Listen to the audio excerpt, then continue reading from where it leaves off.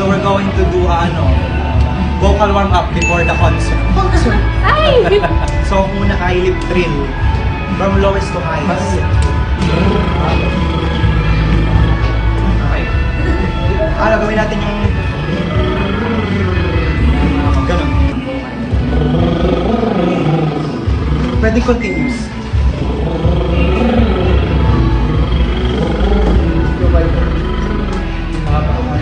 Okay lang yun. Pwede din yung thumb drill. Yung thumb drill.